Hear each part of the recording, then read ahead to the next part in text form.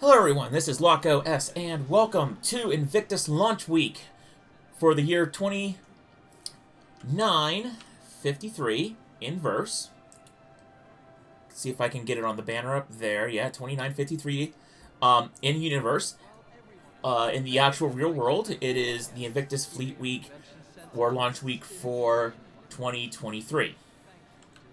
So, I'm going to get up from this bench here. There we go. If the character would... let's see here if I can get back in the first-person view. There we go. It is one of the cool things, by the way, at this convention center and this event is both on the online store with all the ship sales and the like, and it is actually a physical in-game expo, as you can see here. Character is thirsty, and that is something I do want to should probably mention before we actually get into the convention hall, is that do keep in mind this is very much a part of the game and very much in the actual game world.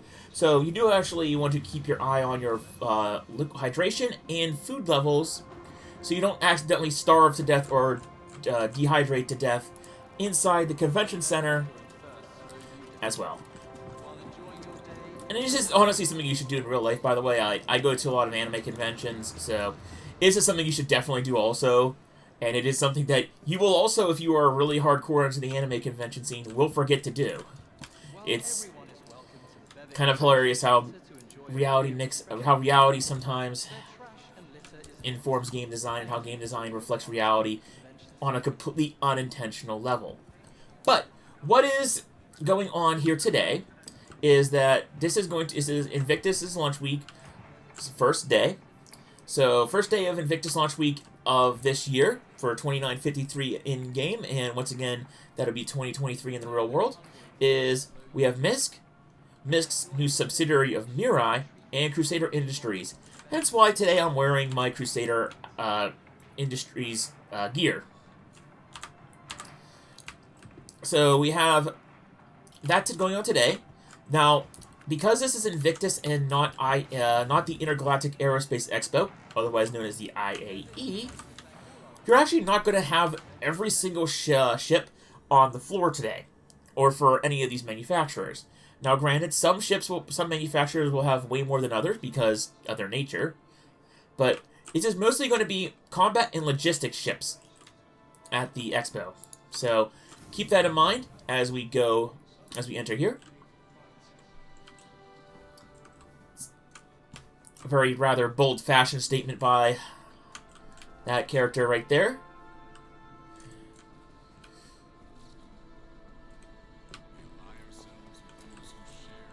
UE recruitment posters everywhere. Banners. One Empire. I always, by the way, I do like these new style of convention centers because they have this like giant ramp in the middle. And I always thought it was funny to you can get like a little slide. If the physics allowed it, you can get a slide. You can slide down like whee. But no, they actually put a sign there in the middle, which is honestly for the best. So here we are, Invictus Launch Week. Nice. We have these really cool banners and frames along the side. And also, if you are going to the convention center and this is your first time at these convention centers, or even if you're experienced old hand and you just kind of want to get an idea of the lay of the land for this year's convention hall, you have these maps. You have a main hall in the center, and we have a hall. We have two longer, narrower halls towards the front, and at the back we have more square halls that are for smaller ships. These are for some of the larger ships. This is for the really large ships, and you have smaller ships in the back. And we also have on the lower level a holo suite, which is basically a whole bunch of holograms down here with two smaller bays for smaller ground vehicles. Cool placard. And speaking of food and water, you can also, while you're at the convention center, grab it here for the same price as you get anywhere else. It's not like unlike real life convention centers, they will not overcharge you for food. It's pretty cool. I do have to say it's pretty cool this year. It's a pretty standard. All the convention centers in previous years have had this giant circular area here with the skybox. It's pretty standard. We have some ads playing on those giant TVs up there. And we're going to go ahead and start our video here on the... Actually, we're going to start down on the lower level. We're going to do it differently. A lot of YouTubers and content creators I've noticed tend to always start at the top level, and then they start reviewing all the ships and going into the holo viewer. But this time, we're going to be different. We're going to knock out this bottom floor first. So you have Invictus down there, written on that giant wall right there. And you have some really cool informational billboards here about helping how the UEE does like humanitarian work with their logistics network, defending the Empire from both pirate and vandal threats.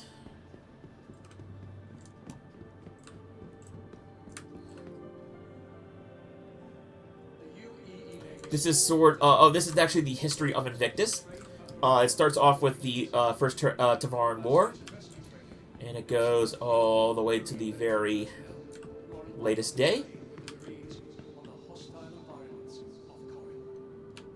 Well, not the very latest day. In-game lore, we're currently at 2959. No, sorry, 2953. So this is set almost 41 years ago. That's still pretty cool. You have an entire list of Invictus fleet weeks, and not an entire list, but you have a list of some important events in the history of Invictus. One Empire, which has always been usually the motto of Invictus, is we're one Empire, we're all in this together. Yeah, Drake has something to say about that. And here we go. Not all holo viewers are this big. Sometimes they'll have them be half size and have a whole bunch of different ships up there. So this is the Crusader Spirit series. And I say Spirit series because there's actually 3 different spirits in the lineup. The one that they are going to showcase here is the A1 Spirit. It's a light bomber. And basically the idea of the A1 variant of the Crusader Spirit is that it's supposed to be unlike the A2, which is the giant, the giant bomber variant, where it drops size 9 bombs. It's a big, massive target, kind of a bit slow, but huge payload and the like. This is a much faster, much smaller, more nimble bomber that has a whole bunch of size, I believe, 5 bombs. So it's supposed to get in there, drop a size 5 bomb, and get out. I would still imagine size 5 bombs are relatively powerful, though. It's just that it's not the basically mini nuke that is a size 9. Keep in mind, Spirit series, it is progressing fairly decently throughout the pipeline, but unfortunately, I don't believe it's gonna be. It's not here like some people were expecting. Some people were expecting it a while back, but as it got closer and closer to 3.19 and after 3.18, people started realizing that this is a little bit further away. I would imagine maybe 320. My thoughts on the matter of 320 is going to be sometime in October, so we might have the Crusader Spirit by then. However, as I will always say, and I will always reiterate, whenever you have a concept ship for sale, keep in mind you're backing the idea or the concept of the ship, not the actual ship stats. So, don't expect the ship to come out exactly the way they advertised it or they talked about it originally. Ships can and will change drastically. But in general, the concept of the ship or the idea behind the ship won't change that much. So don't expect stats to be the same, like I said, but you don't have to worry about a ship that's advertised as a bomber coming out as a mining ship. Or if you back a concept for instance, a salvage ship, it's not going to become a heavy fighter. Or if you back for instance, a motorbike, your motorbike isn't going to magically become a carrier overnight. Nor if you back a fleet carrier, it's not going to become a hover bike in the meantime. It's generally they with concept ships, they stick to the actual concept very well. So over here we're going to start covering Crusader Industries here, because they have this. They actually have taken up the main hall here. Crusader Industries. First, we're going to start with the Ares Ion. This is basically the anti-ship fighter for Crusader Industries. The whole concept behind the Ion is there's a giant size 7 cannon bolted onto an airframe. This is very much sort of the A-10 meme, where it's not so much the plane has a gun, isn't so much that the gun has a plane. This has been sort of the Ares Ion has always been sort of a sore spot in the community. It was really good when it was first released, but unfortunately, over time it has been nerfed, and it's at a decent spot right now, but its primary role isn't anti-fighter, it's anti-capital ship, and thus, it's sort of in a weird spot right now. If you really like the idea of having a ship with a very big gun, and are not horrendously concerned about its overall fighting capacity, or you intend to use it more for an anti-ship role, go for it. Otherwise, like a lot of these more heavy, bigger fighter craft, they can be fairly expensive. And it does have a complement of missiles to help it engage fighter targets. However, I will also point out that missiles in Star Citizen have a kind of a storied history. It is very possible that one patch, missiles will be like the god weapon, and in the next patch, missiles will just go dumb and fly endlessly in circles if you try to do anything with them. Alright, so this is the ladder. Okay.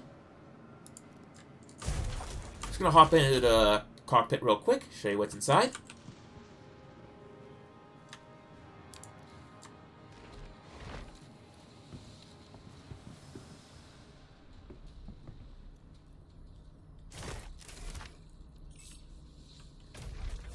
Okay, there it goes down. And it is unfortunately dark in here, but as you can see, you have pretty good visibility up to the sides and up above, which is pretty important for a fighter. So good visibility. Obviously, the right is a little bit blocked by that giant cannon, but there it is.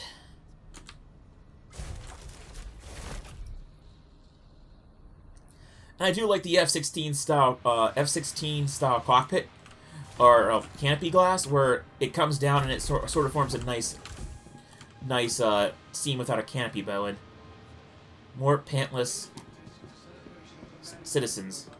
Huh. Must be pretty warm out here in Area 18 then for them to be so bold in their fashion choices.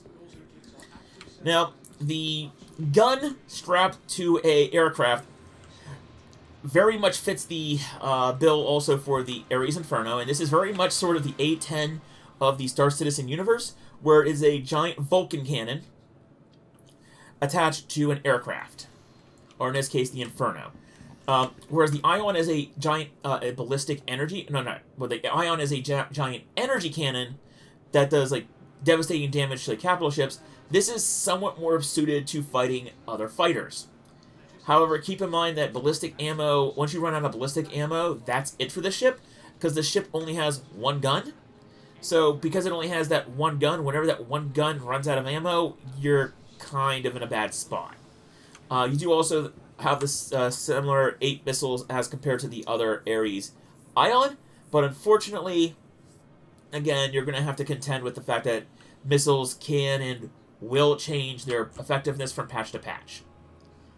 So, otherwise, basically, Inferno is slightly better for dealing with more nimble targets. Ion is better suited to dealing with larger ships. Both, I would say, are passable. I wouldn't recommend buying them, or I wouldn't recommend necessarily buying them. But if you have the money and you really like the idea, get the ship. Next up, we have the Hercules series. And we're going to go ahead and... I'm going to say we're going to go ahead and pop in to the bottom of all of them, because it's a really simple walkthrough, and they're very similar up on the top deck. I will point out the differences on the top deck on the very tail end, just because they're all very, very similar in their upper decks, and that'd be a waste of time. So Crusader and the C2, A2, and M2 series are basically the C-130s of the Star Citizen world. You have this giant cargo deck here, which is also nice, wide open, and spacious, especially with the 2 openings that are also spacious. And the A2 here loses a lot of space in the back for these bomb bays. So these are the size 9 Moab bombs that it can deploy. Obviously, as a bomber craft, it's interesting in that it's not like a B-52 or a B-2 or a B-1 where the entire bay here is loaded with bombs. It's very much that the bomb release mechanism and the like is stored back here, and it should be possible in the future to have a whole bunch of size 9s here in this cargo area, and then you have a guy and you have someone with a tractor beam who just keeps on reloading this mechanism here. But as is, standard issue, you only get 4 bombs as part of the quote-unquote standard loadout connected to the actual bomb racks, with space for, in the future, whenever we are able to buy bombs and load them on individually, you can have those there. This is sort of very much a very controversial ship. It is very expensive with real world money. I believe it is now over $700 in real world cash to buy this, and pretty much its only purpose is to attack ground targets. And it's kind of excessive when doing so, just because of the sheer firepower of the size 9. Plus, in the future, when ammo costs become more of a thing, when you don't, whenever you have to buy ammo, when that becomes more of a concern, resupplying constantly those size 9 bombs is going to be a big problem. Because I don't believe now you can get bombs back on a claim timer. You might or you might not be able to get them, so you can easily reclaim the ship and get the bombs. But in the future, I'm not quite sure how that's going to work. C2, on the other hand, is I think about half the price of the A2 in real world cash. This is basically the cargo variant, where it's just purely just dedicated to carrying cargo. And you can also use this to carry a lot of ground vehicles, and you can actually use it to carry some spacecraft. Obviously, your biggest challenge with carrying spacecraft is the entrance and the exit, just because you have to be able to fit the spacecraft through this front entrance or the rear entrance. But ships like MISC's new Mirai series should be able to navigate in and out through these just fine. I'm also going to take the time now to climb this ladder. There is an elevator in the spot behind me, but figured I'll show you the elevator. I figured our character can use the exercise, so elevator this time. So stairs this time. And there is an airlock on the stairs, keeping you sealed from the bottom. Top deck of the C2. Very much, like I said, it's very much like the other ships. You have all these component bays in here in the middle, along with personal storage units down there. C2 has a nice little recreation bay for its crew members. You have a TV, a couch. You have a small little galley here. We have food. Miscellaneous storage there for your personal gear. A little bit of a mini kitchen on both sides. Especially a really cool place for some silverware. Another shelf with books and other things you can place, as well as seating for 4 passengers and crew.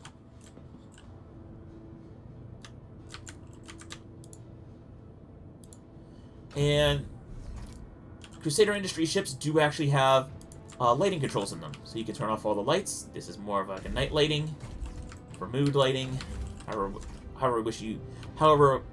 which way you fit to see to use it. You have your giant component bays back here.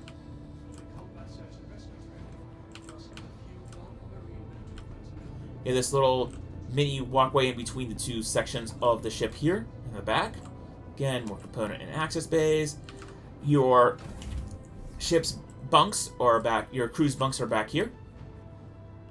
You have personal storage back here for their own like little mini closets for all their outfits and or spacesuits. You have 2 crew bunks.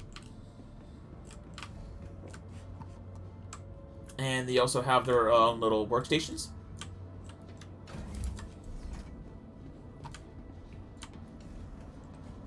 And up front,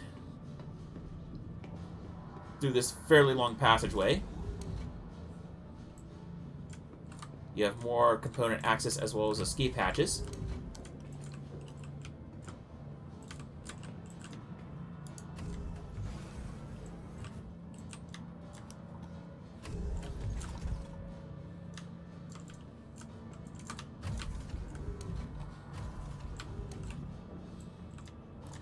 Just trying to see if there's anything interesting in here. It's not at the moment. Or if it is, it's bugged. And here's the cockpit. Obviously, the beauty of the C2 is for as large as a cargo for as large as the ship is, especially for a cargo ship, there are only 2 pilots or only 2 crew members needed to fully crew the ship. You can technically solo the ship. This is probably the largest solo flyable ship in game. However, problem is you're not going to be able to, I believe, access any if most of the turrets. So you're basically going to be very much defenseless on a ship this large with only the pilot-controlled guns. You are definitely going to want the co-pilot here to man. You definitely want a co-pilot here to both defend against borders as well as operate the 2 turrets. So obviously the turrets are disabled because of Invictus, but you have, I believe this would be with the sky up there. You can't even rotate the turret because it's a remote turret right now, but I believe that's a turret up above, and then you can also have an access to a different turret down below. As well as then again, you have the pilot. And you have a really cool view of the outside world here. So it's very much, obviously you're going to be restricted on the vertical plane, but you have a really good horizontal field of view out of this ship. So C2 Hercules, everyone. We're going to head out. We're going to quickly burn through the M2. But overall, C2 Hercules, definitely people love it. People use it a lot. The C2 is also going to be your best bet for getting any of your ground vehicles into and out of your area of operations. That is also another thing that the C2 is good at. And also the M2. The C2 really, and it's the C2 and the M2 that we will be going to very shortly, are very much designed for both either mass-scale cargo hauling or getting a ground vehicle into and out, getting the largest ground vehicles into and out of a combat zone.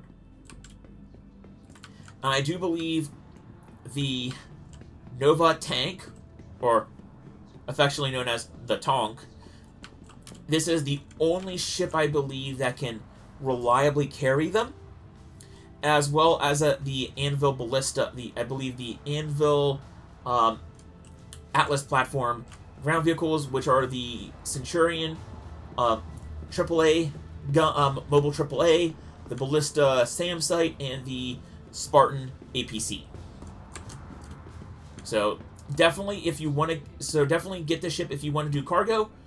If you also have any desire to do ground operations with massive amounts of ground vehicles, get the Crusader Hercules Starlifter, either the C2 or the M2 variants.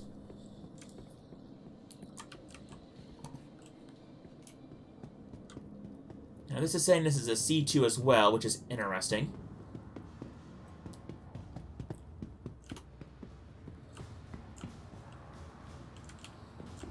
Okay, yeah. Weird. I think maybe you said it. I thought it said you are leaving you are entering the C2, but it's like, no, this is an M2. So M2, you can tell the difference between the C2 and the M2, by the way, by the nose turret, and that is something that basically the C2 and the M2, their cargo decks are effectively the same. I do believe the M2 might have a smaller cargo deck, but otherwise, they're effectively identical. And I would say that I think the M2 has like basically slightly better armor.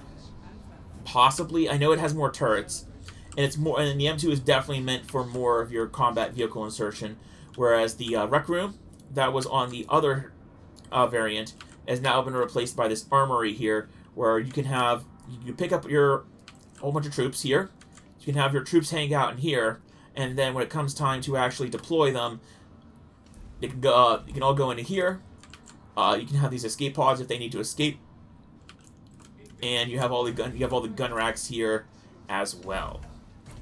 So you can definitely use this ship sort of as a drop ship, where you have infantry loaded up in here, all secured in their drop seats, or you can use it also as a ground vehicle deployment center, where you can load up the ground vehicles into here and deploy them out in a more hostile area, because you have those additional. You have the additional guns for more coverage. The habitation here is also slightly different. You have your galley up here. You have your seating in here. You have more bunks because you have a slightly higher crew. The M2, by the way, the M2 has a crew of 3 to man the third person manning the extra turret. And also you have in the bunks before on the other C2, it has a very similar layout here where the shower and the toilet on the C2 and M2 are located here in the bunks, where you only have one shower. You have, I believe, 2 actually. You have actually 2 showers and toilet combos on either side, which is kind of a luxury on a ship this size. You only to have on the C2 and the M2 with a crew of only 2 and 3 respectively to have 2 showers, which effectively means that no one is without a toilet. So it's just kind of wild on a ship this big and this and meant for more industrial purposes.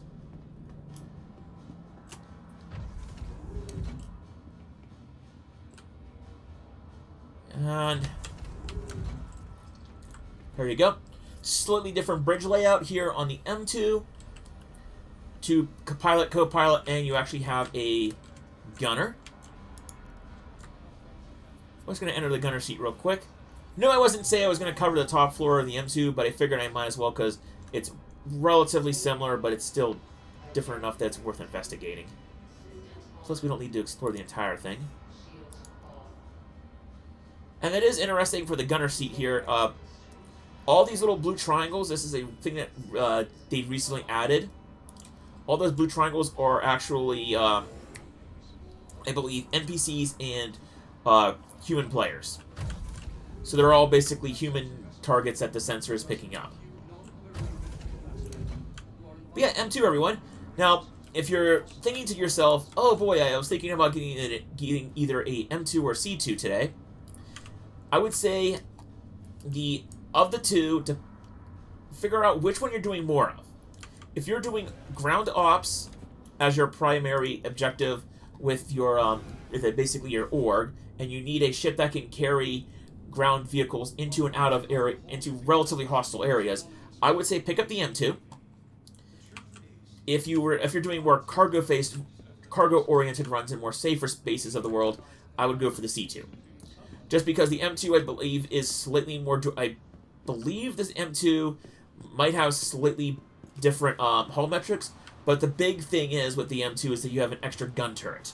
So you have an extra gun turret on the chin, provides a little bit of extra firepower and gun coverage for dealing with enemy threats. Plus, you have a whole bunch of jump seats on the M2, so you can have all your crew and all your ground infantrymen load up into that, and that way they're protected inside the ship. So if something were to happen, they're not getting thrown around in an APC. They're actually safe and secure up there. Now let's see here. I believe it is this hall here. And we will cover components another day. Those actually, everything on the wall on the center floor is actually the same throughout every single day of Invictus. And that is the Anvil F8 Lightning. It's basically the in-universe it's basically the latest spacecraft in-universe in Star Citizen. It's basically sort of like the F-35/F-22 of Star Citizen right now, of the Star Citizen verse right now, where it's a very advanced, heavy fighter aircraft.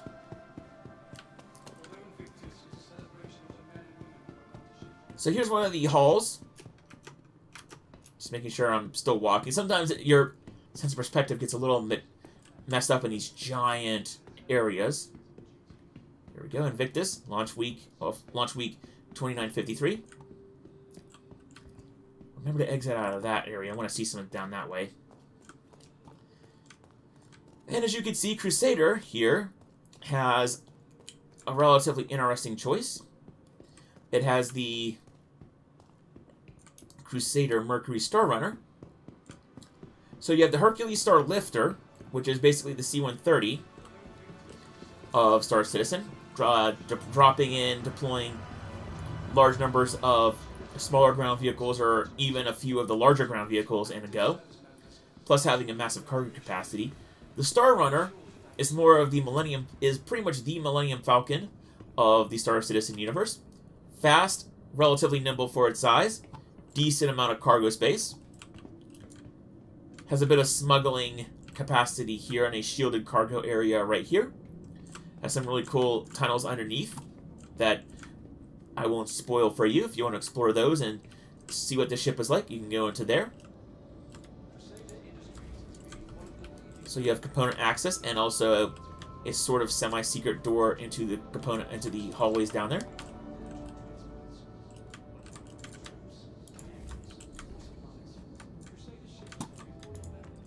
And also, I should mention, before we go into the server room, this back area here of the Mercury Star Runner is actually big enough to store a good number of smaller ground vehicles.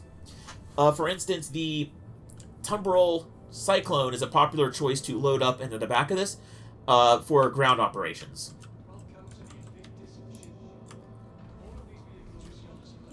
And this is probably the primary reason the Crusader Mercury Star Runner is in here. This is like the Millennium Falcon, the Star Runner is also a multi-purpose ship. You have a bit of room for physical cargo and goods, but you also have quite a lot of room for data running. So you can have room for data running. You have room for scanning back here, where you can actually go ahead. This is primarily meant for data scanning, but that doesn't also stop you from doing all kinds of probably recon work. You have two turrets, an upper turret and a lower turret for combat, so that way if you get into a scrape, you can go ahead and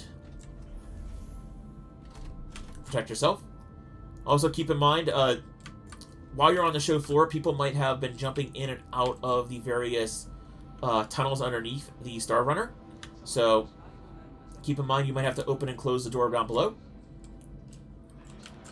Let's head towards the bridge. Turn on some lights. There we go. Someone left the Crusader Star Runner dim. So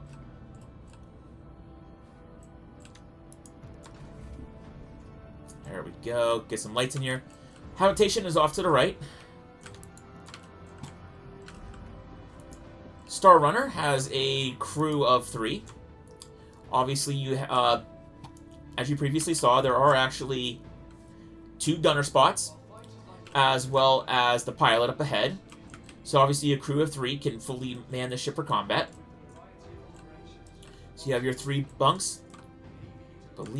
Does this open up? That's the question. Hit the side panel.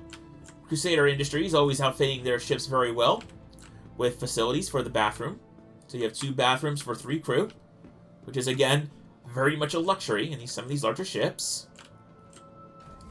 Going here, there is the crew lounge, which is pretty cool. You even have a chessboard And this room does have a secret access point to the tunnels down below. I won't spoil that.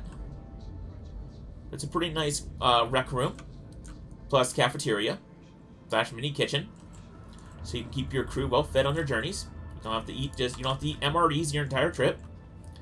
Also, here you have your gun rack to defend the ship, which is pretty well located.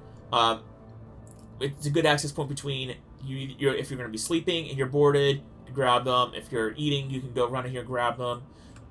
You can also, if you're on the bridge, run here and grab them. It's a pretty good location for them. Opponent access here.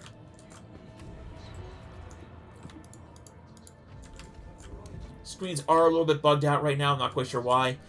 In previous patches, this display was fitting inside here, so it might just be something that they have to go back in and fix. And here's another gun rack, by the way. And here is the Crusader Mercury Star Runner. You can run up there. We're going to go ahead and enter the pilot seat real quick.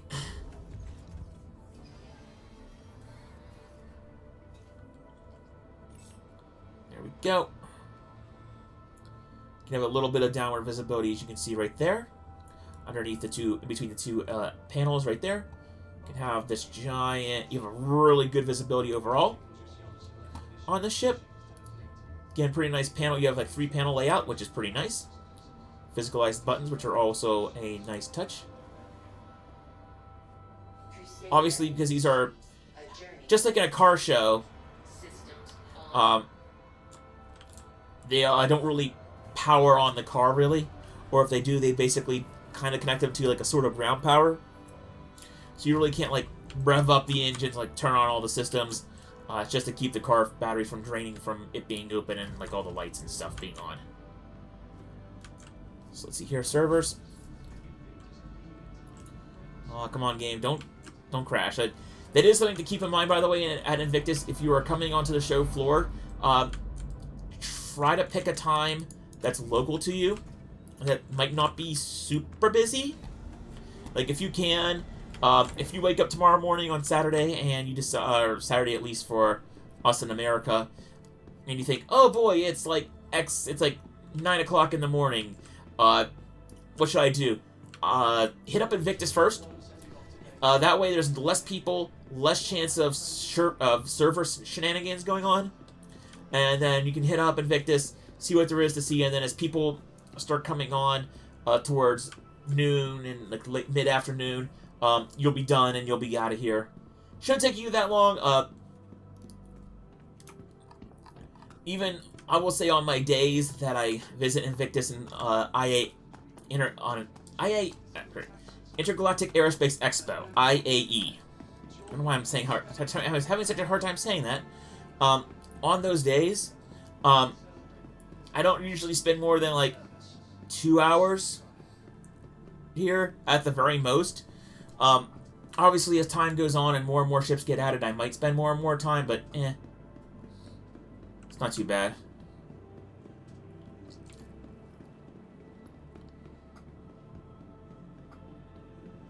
So, thoughts on the Mercury Star Runner? If I would give it a pass. I would say definitely consider it if you're looking for a mid-sized ship that can do a good number of the gameplay loops, both now and possibly into the future. That could also carry a ground vehicle.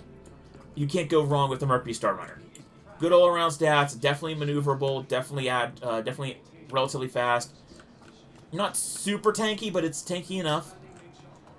Plus, with having the pilot and the 2 gunners, you can actually be a pretty decent combat-capable ship.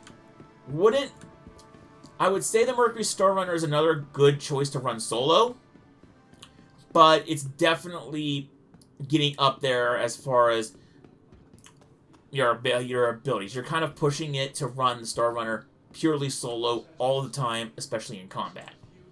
But if you're just doing cargo runs in the Star Runner, you can feel relatively safe doing it solo or with just a single crew member. So with that, we're going to switch gears from Crusader Industries to Mirai and all of their 2 ships that they currently have available. Mirai did kind of end up, quote-unquote, stealing the MISC Razor, So it is now the Mirai Razor, which is a racing ship. But because racing doesn't really fit into the quote-unquote spirit of Invictus, it very much is going to be a Fury-only show for the Mirai. So Mirai, its Fury, is a snub craft. And it's pretty agile because it definitely has these 4 rotating VTOL thrusters. Supposed to be also supposed to be pretty powerful. I would imagine with 4 size 2 guns, it's definitely going to hurt. It's definitely going to hurt if they all start zeroing in on you and starting to hit you pretty hard. Also, the standard Fury also has 4 size 2 missiles, and those will definitely hurt if they hit, and that is sometimes a big if. Problem is, this ship is very, very fragile. As it uses snub level components, its shield isn't going to be all that great, so be prepared to get absolutely creamed if you get hit by even like a moderate amount of counterfire.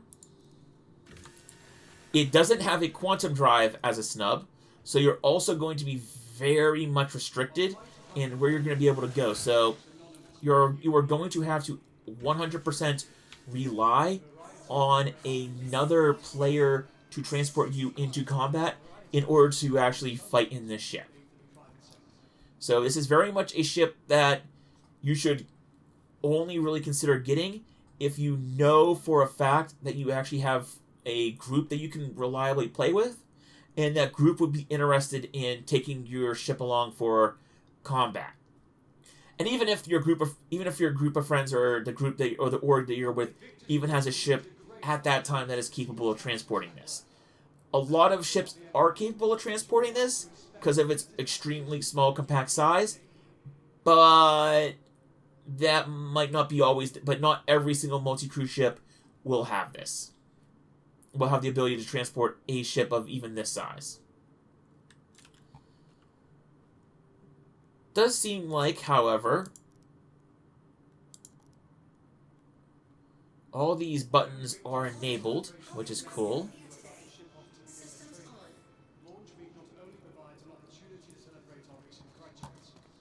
Does seem like a fully physicalized cockpit with all the switches up there, which is neat.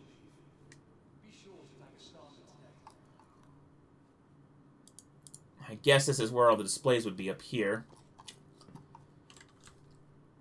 Now, I will say, however, as neat as the ship is, and as seemingly useful as the ship is, I would highly recommend not getting it.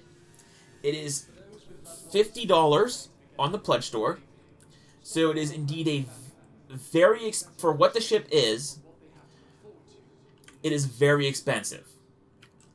The fact that it doesn't have a quantum drive means that you're going to be reliant on someone else getting you to someplace else. So and that with Star Citizen's current server size and basically ability to hook up with other, and basically the lack of any meaningful tools in the verse to kind of do like co-op play on the fly, and thus requiring you to basically go to an org, join an org, use Discord, basically use Discord to kind of like Discord hopping and seeing who's available at that time to play with. I wouldn't recommend getting the MISC Fury as either a second or a third ship. Maybe if you have a lot of money to blow and you play with an org that plays regularly and you know that they're looking for like extra protection on some of their cargo runs, maybe pick up the Mirai. But at $50, I wouldn't recommend it. It's not really worth it. There's plenty of other more combat-capable ships that have a jump drive of their own that you can then actually employ more frequently, and you'll be able to actually get way more mileage out of. Also, I should mention, if you are going to be carrying a snub ship like this on a cargo ship, keep in mind that eats into your cargo space. So, yeah, you can carry a lot of these snub fighters into combat, but every single snub fighter that you load onto your cargo ship is cargo space that you're not using to actually transport cargo. So you're going to have to make sure your cargo runs are very profitable in order to actually get the most use out of this Mirai. But it is a cool concept, and I do have to agree the concept of the ship is a cool idea.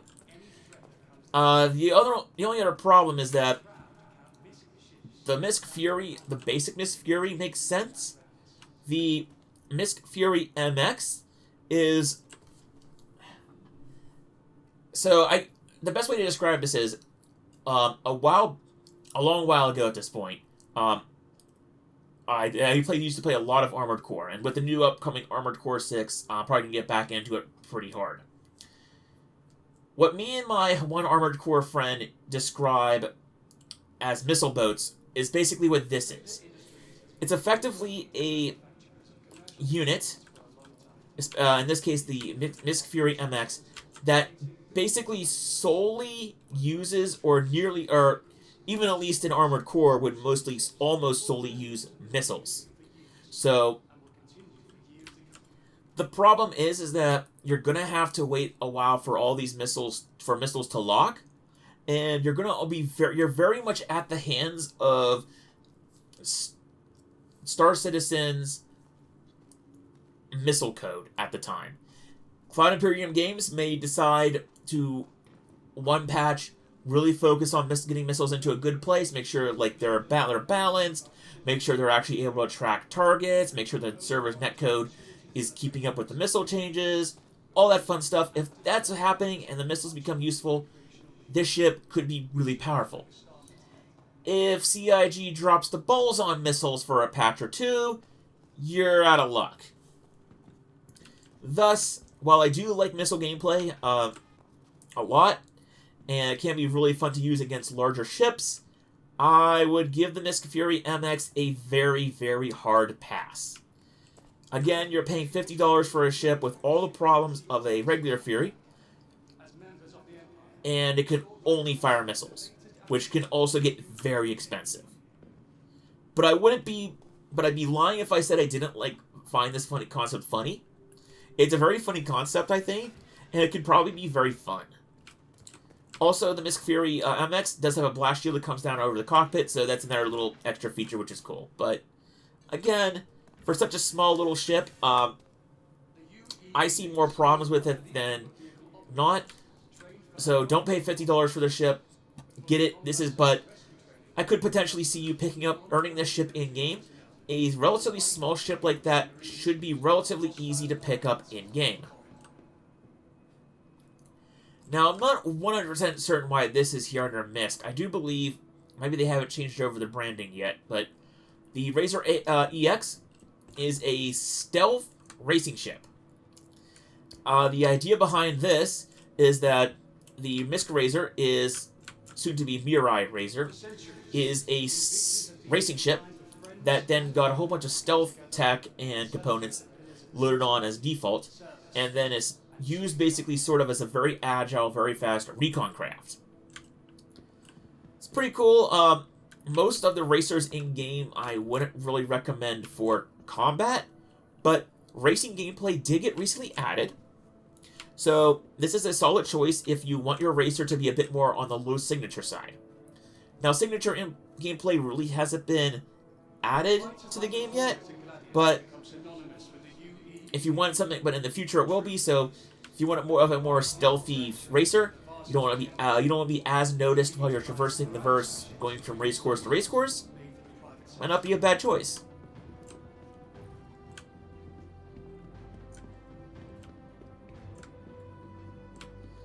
Now, for a ship that I think is kind of a sort of very interesting bird, the Reliant series, with the Tana variant being on display here. Reliants are sort of in a very odd spot. It was one of CIG's earliest, and I mean that in a most depressing terminology, because this did actually come out, at least in my memory, relatively recently, but it is actually kind of showing its age. They really didn't quite design this series of ships perfectly. There's a lot of flaws. The giant wings, for instance, somewhat lackluster armaments, They're decent, but they're not the greatest. It's kind of relatively fragile. There's a decent number of problems. Plus, for a starter ship, it has 2 people that can crew it. One can crew it, I think, decently, but you're going to really want 2 to get the most out of the ship. Plus, whenever you do get into the ship, both players at the same time have to be in here sitting down. And then when you transform it into actual flight mode, the back of the ship rotates, which is really cool, but then, as well as the cockpit, so the cockpit rotates to a more vertical orientation, with the seats being one on top of each other. Problem is, this door here closes, so you're unable to exit the ship normally. But the cool thing about the Tana, and why I think it is, despite its weirdness, actually might be a possible decent pick for you, is that it has 2 beds. So this is a starter ship that has a bed for both you and one other person. I do believe currently bed logging only works for 1 person, but eventually, hopefully, it will work for 2 people.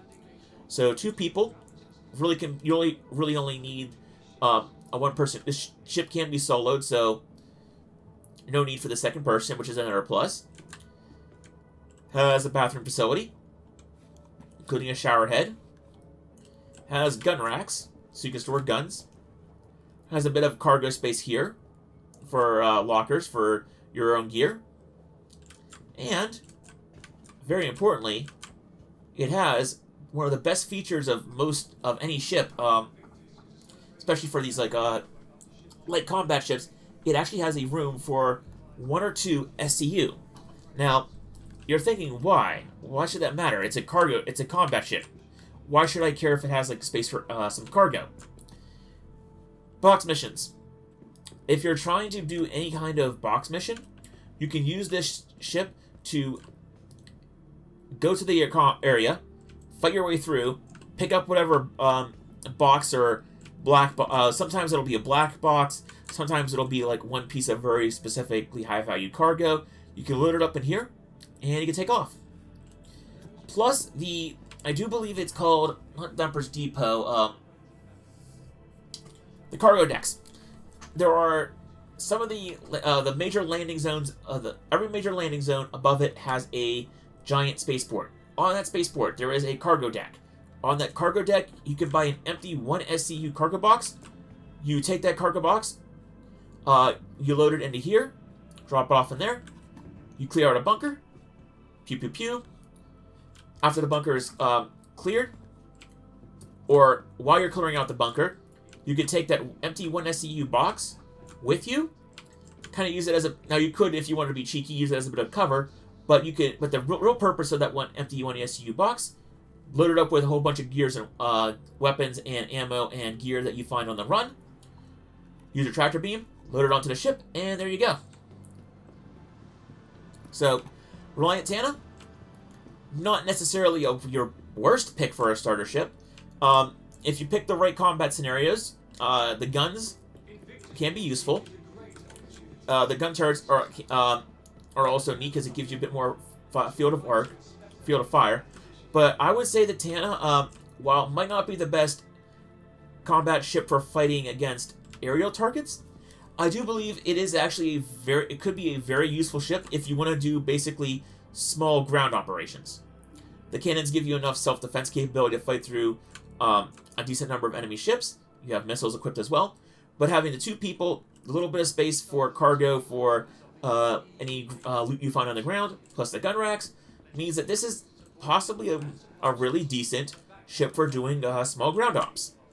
Plus, if you're fighting infantry, these laser cannons will still do a number on them. You don't need big guns to deal with ground units.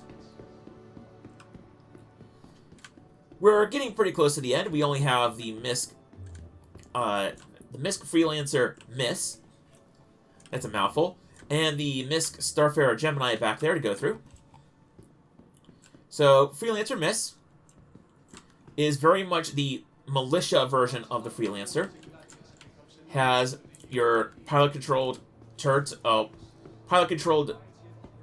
are slaved to the pilot up there, both on either side of the main bay. And that's pretty hefty armament right there.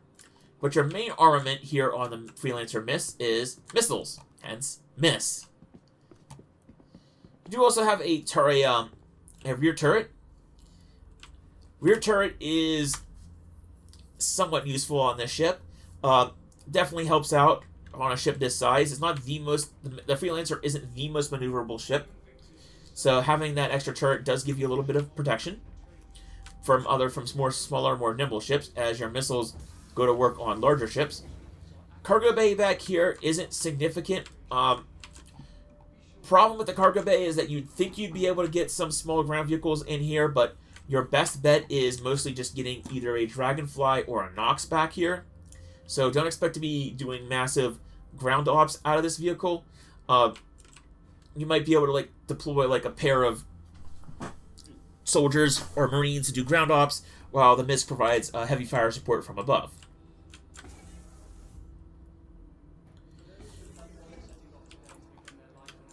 And here's where you have more missile bays for here. So this is a whole missile reloading system. Not quite sure how, if this is implemented yet in-game, but the MISC does have a whole bunch of extra missiles it can fire. You have a smaller cargo bay up here. Again, use the trick I mentioned. Find the empty 1 SCU boxes. You put some in here, do a ground operation, take one of them, 2 of them with you, and then you can load them up with gear and then drop them off up here before you continue on your merry way back to the next combat area. MISC does actually have a fairly decent... All MISC Freelancers have a decent cargo area, or decent habitation area rather up here. You have a shower and a toilet combo there. You have a little bit of a food prep station there. You have 4 bunks, which is really nice, and you have a little bit of an engineering station right there. Freelancers have a pretty decent sized cockpit area. You have your pilot, your co-pilot, and you have 2 support stations back here. The 2 support stations aren't really useful in-game at this moment, but in the future they'll be useful for managing all different kind of other systems. Although, considering that there's a gunner, there's a turret back there, I wouldn't necessarily crew this with 4 people all the time. Maybe crew it with 2 people, 1 main pilot, 1 gunner, and then use the 2 other open spots for other purposes. Sort of like the Reliant Tana, you can fly the MISC Freelancer solo. You don't need 4 people, but having an extra crew doesn't really hurt with it. Now, for a ship that really does need crew, and quite a lot of it, we get to our final ship here, the MISC Starfarer Gemini. So the Starfarer is a very interesting beast.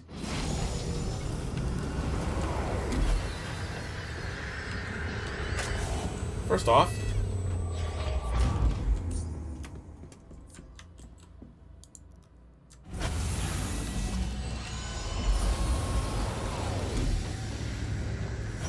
it's supposed to have a ramp that comes out. Huh.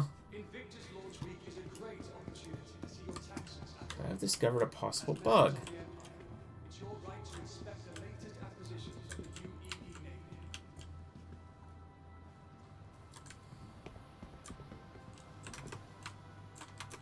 Well, Starfarer Gemini. Well, I figured out the bug. See if I can get into the actual ship itself. Starfarer Gemini is basically the military's KC-130.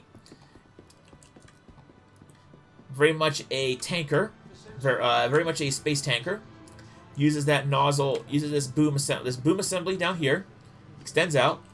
And then using the terminal up there, it refuels your various ships in the verse. I do believe every ship can be refueled from this, so I don't believe it's not like in DCS World where some ships have drogue. Some ships have, well, some aircraft in DCS they have the probe and drogue method. Others have the refueling port, and you need a boom tanker.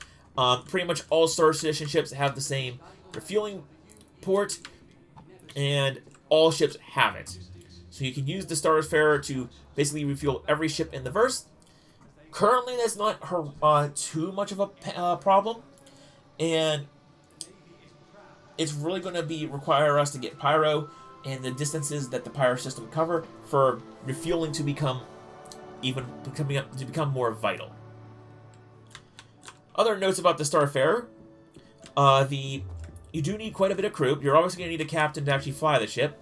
You're going to need someone in the back to be a boom operator, and while technically those two positions can be the same person, that gets a little bit rough at times.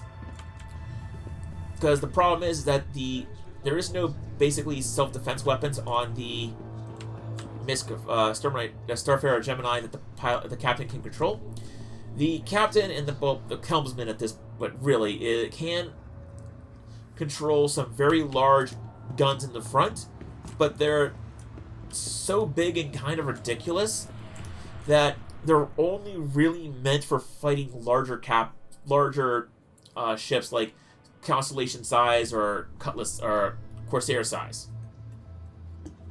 For defending against like fighters and most threats, you're gonna be very reliant on your turret gunners. There are 2 turrets at the on the back, which is actually pretty cool because you actually have quite a lot of rear protection from the rear with these 2 gunners. The ball turrets actually do come down by quite a bit. No, I don't think they come down by at all. I just think they kind of just like stay there as part of a rotating bit. But they do have quite a wide range of wide arc of fire. So you have those 2 turrets in the back, providing good coverage for the back and decent coverage for the sides. And there is actually another turret that is manned that is on the very top of the ship. I'm going to step out here, go into external view, and using the power of F4 and page up, I will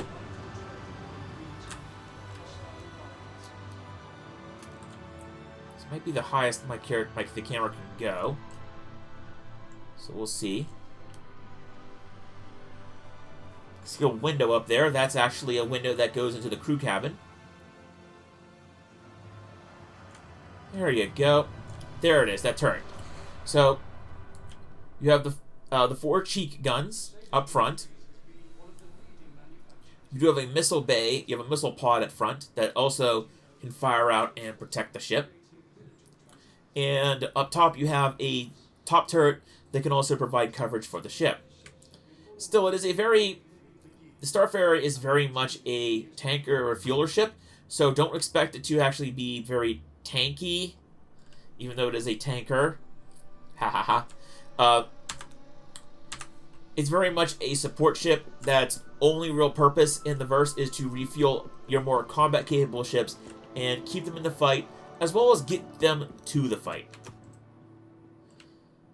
And I wouldn't be surprised if the ramp access wasn't even working. While the refueling mechanic was recently added to the Starfarer, unfortunately, I will say the Starfarer does kind of suffer from the fact that this is one of the earliest ships that CIG has ever made, and it really shows. It really does need a rework on the inside. If you want to see a video on the inside and a review, Morphologist did a very good video on the MISC Starfarer and an Architect rants video. He did an actual rant video on the MISC Starfarer Gemini. Well, not on the Gemini, but on the base Starfarer, which is the same as this Starfarer Gemini here. Yeah, the Starfarer Gemini, I would say right now, very hard pass. Refueling gameplay, while you can technically refuel other people for money, nobody really needs it, and your services aren't really going to be required. If you're doing it as part of an org, if your org, for instance, needs one, maybe then you might want to pick one up. Maybe. I wouldn't recommend it. The Starfarer is in a really bad shape right now with its interior and just some of its components. Yes, refueling gameplay is in, but I doubt that the Starfarer is going to be the only ship in the future that can refuel. I know, for instance, there is I think it's the Aegis Vulcan.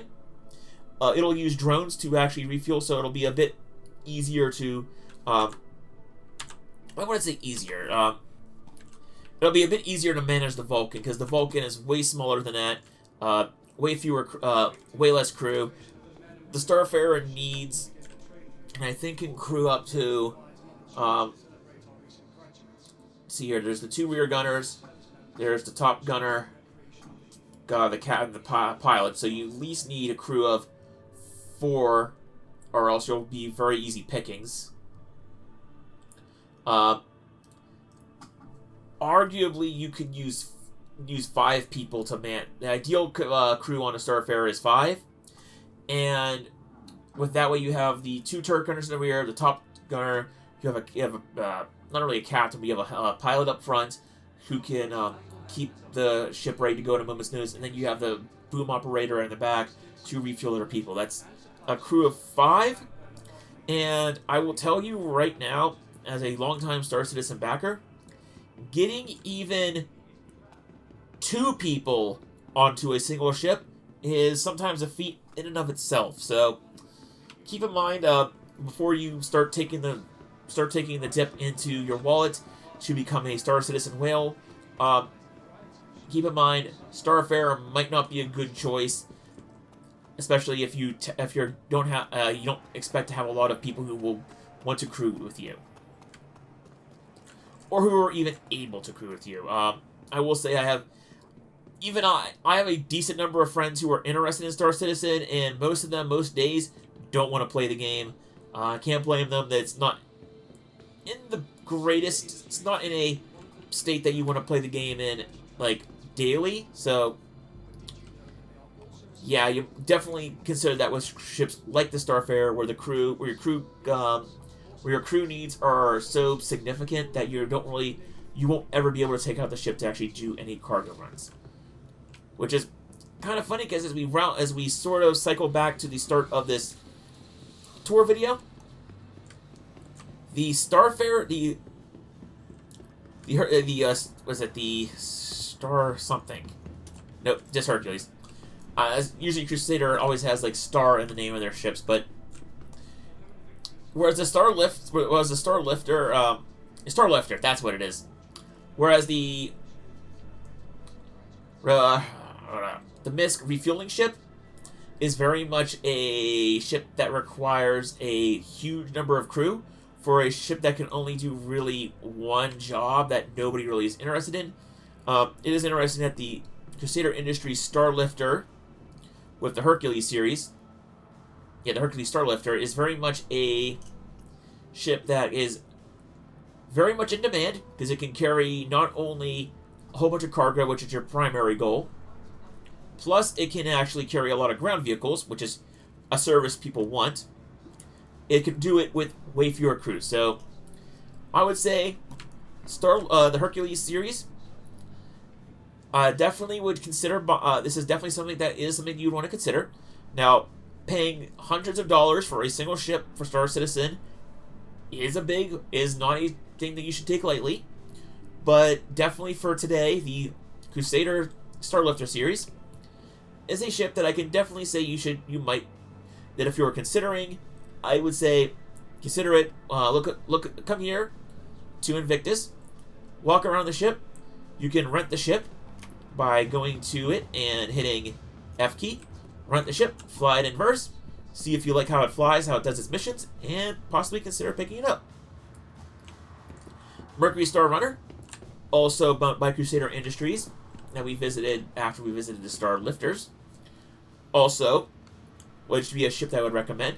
I believe, I don't know the prices off the top of my head, but it's definitely cheaper.